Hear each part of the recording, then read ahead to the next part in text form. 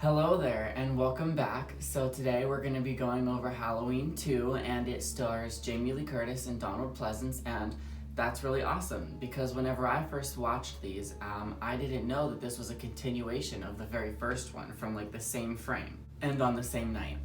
That's a really interesting aspect that I had never really seen before, and then how they follow Laurie all the way to the hospital. I liked kind of seeing the aftermath of that. It's kind of the answer to what happens after slasher movies, but this one's really cool because they didn't really catch the killer in the end, so technically it's still all one long night, but I don't know, it's really interesting to think about like what happened to Laurie after Michael attacked her, and then we finally got to see that. With the majority of this movie taking place in the hospital, I thought it would be appropriate to wear my Seattle Grace intern hospital shirt. This is just some merchandising from the Grey's Anatomy TV show, but still, hospital is a hospital is a hospital, and that's fitting. So with all of that being said, let's review Halloween 2.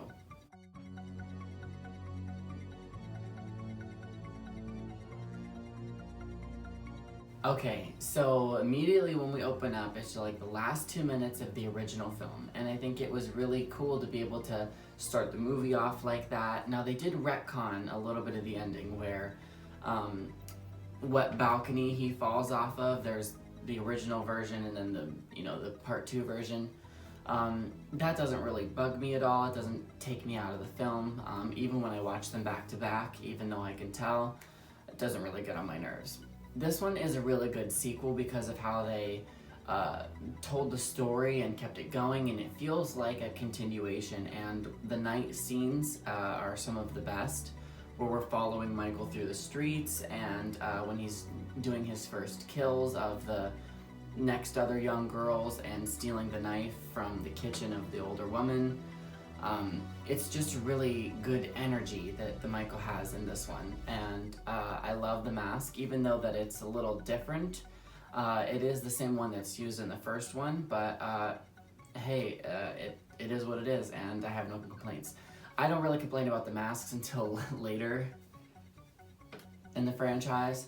But no, yeah, so this one was perfect for me. I didn't even mind it at all. This is the sequel where we learned that Jamie Lee Curtis's character Laurie Strode and Michael Myers are related, brother and sister. Now this happens to be a really interesting aspect in the way that they take it for all of those years is iconic. You know, they've been that way almost their entire time that they've had films together. But what's really great about the first one and the 2018 one is the knot. And so I'm part of the people who, I like that aspect better. But when you're gonna go with the aspect of the brother, then it kind of makes sense. And the added footage of the TV version of the first one kind of helps portray that story and bring it in a little more. Now, the cons about this movie are some that I think everybody has, is that Jamie Lee Curtis isn't really used in this one as well as she could be, or is like as a main character as she was in the first one. Now their kind of excuse for that is that she's traumatized and she's in a state of shock and it's hard for her to comprehend what's going on. Then she gets to the hospital and she's medicated, and then she gets stitched up and she has procedures and she's loopy, and then she has a reaction to the medicine, and so all of these things keep happening to her that kind of just keep her like foggy and on the sidelines until that last act, and that's what everybody does love, and it really is such a great part of the film. Maybe another con that I have about this one is the blood usage in this. It looks like red paint. Maybe at the time it was really, really awesome. Now it just doesn't look realistic to me very much at all. But that's not a very big deal. It's still a great movie to have fun with, and I like how more gory the kills are in this one, with like the hot tub dunking and everything. There's just so much in this one where the violence is kicked up, and I personally think that that's a good thing. They do it well. Some people complain about sequels doing that, and they're right in a sense sometimes, but I don't think that applies here. This is a sequel that some people really love and some people really don't, and I happen to be kind of in the middle of that because I do love it, but it's just, some of it has parts that don't work for me as well as some of the other sequels. I prefer the 2018 version over this one. There's parts in the scoring that are so, like, mute and silent, and sometimes silence in a horror film really works. You know, I like things like Insidious and A Quiet Place, and you know, you can really build up the tension with some, you know, good quiet. But I think it's too quiet, in my opinion. But then when they do utilize the score in this one, it's really like synthy, and that's really awesome. I do like that too. Now, since this sequel does take place at a hospital, I actually really like that, because there's a part of me that's always really loved hospitals, but the side of me that also has found them really creepy. Like I said, I love Grey's Anatomy, so there's that part of it. I don't mind the setting. I think it's really interesting. I actually think that it's really cool to be able to see like what potential could be happening in a place like this. You know, it's a small town, they're on Halloween, everyone's kind of gone, it's in the middle of the night, and there's terrifying hallways, and you know, when it comes under attack by Michael, you know, it's a very scary place to be. And something I liked was the interaction between all of the nurses. I thought that was like a cool dynamic. I like having a lot of females in movies. And that's a complaint sometimes that I have about older movies, is there's not a lot of female presence. But that's something about horror films that's kind of like the opposite. Is there? It's weird that, you know, horror films seem to be for guys, but they star mostly girls. I don't know. That's kind of like a stereotype that's kind of been broken. But something about this movie that kind of confuses me is the amount of times that Michael gets shot. And I know that they're kind of going for like a superhuman, even if he has no supernatural powers, he's just maybe one of those people that's really resilient to pain or whatever.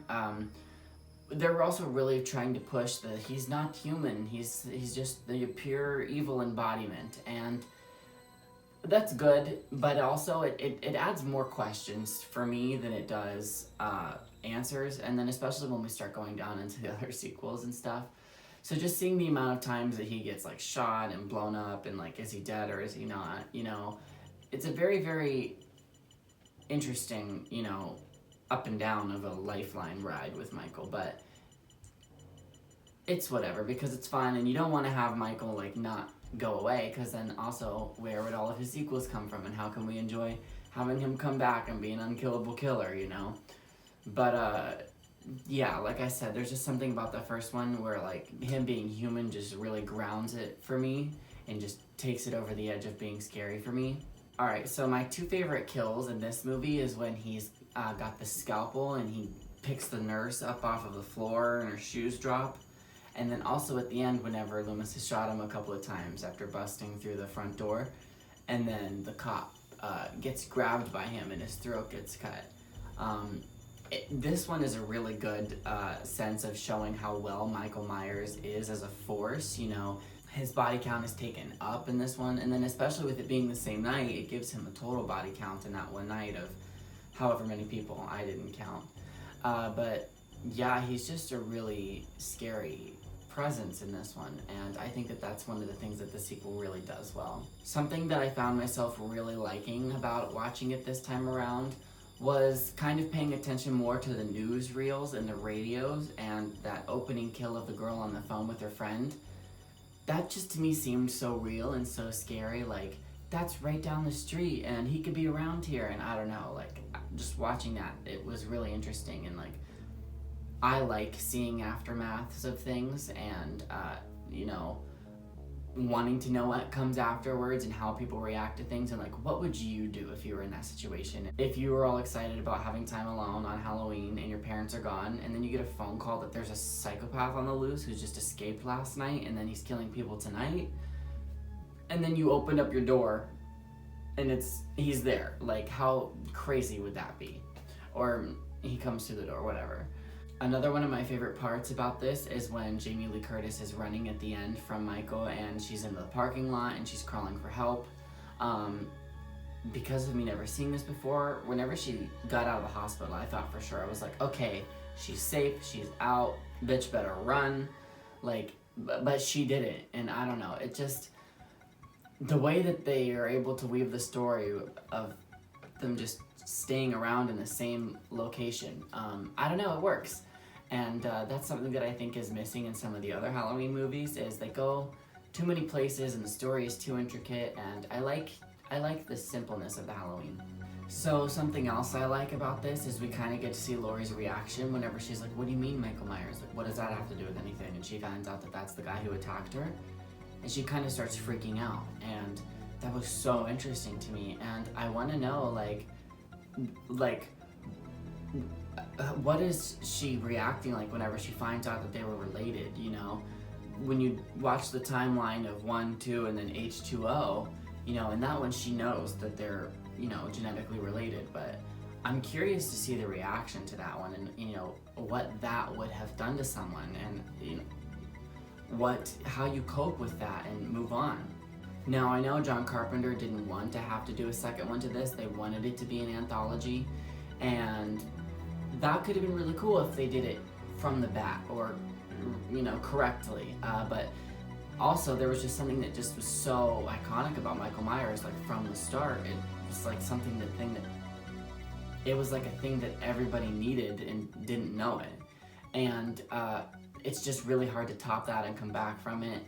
But at the end of the day, I'm glad the sequel exists. I still enjoy it. I think that it is a really good way to be able to have like one long movie, like one long slasher. It's a great way to have more content and have it be less ridiculous of how many sequels it has. And like I said, I like the hospital aspect and Michael Myers blowing up in the end and thinking that it's the final conclusion, and we get Laurie in the back of an ambulance safe. You know, that's all we wanted.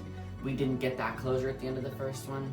I remember saying that I loved the ending being so left open and chilling, and it really does work for that one. But after this story, I like the good ending where the sun comes up, and that actually might be my favorite moment of this movie, and my favorite shots is after he's presumed dead and it's daylight and we're outside at the exterior of the hospital and it's foggy. I love the atmosphere, the way it looks. I can imagine the temperature, what it would feel like, the moisture in the air. It all hits me. Because I grew up in a rural area like that, and I really love it. And so, like I said, seeing her in the back of the ambulance and safe until 20 years later is really nice. And so yeah, that was my review, and let me know what you guys think. Do you prefer this one or some of the other ones? This is kind of like where the timeline starts going for a wild ride when it comes to this franchise. Do you prefer this one or the 2018 sequel? Because that's pretty much a remake of this one, like a semi-remake, not in a bad way, in ways that are like, it's a nod to it, and I think that's really awesome. So this is another dog I babysit. Her name is Sierra. She is probably one of the, if not the softest dog I have ever babysat for. She's a great cuddler. Her and I were watching this movie earlier, and even though it wasn't scary and terrifying, you know, it was fun to have her next to me during a scary movie. Oh, did I just poke you in the eye, Muffin? She's never seen any of the Halloween movies before, so this was her first introduction to them. And I don't think she has any opinions on it because she was under the blanket for pretty much the entire movie, so she didn't even really watch it. But anyway, let me know what you think about it, what your comments, and make sure to check out some of my other videos. Thanks!